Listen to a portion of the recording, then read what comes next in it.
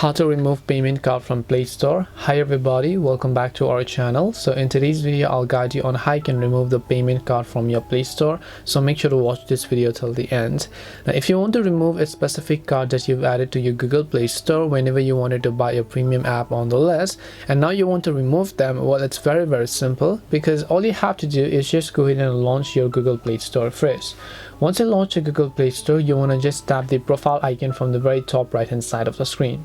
Once you tap the profile icon from the top right, here you'll find a section where it says payments and subscriptions. So you just want to make sure to tap on payments and subscriptions.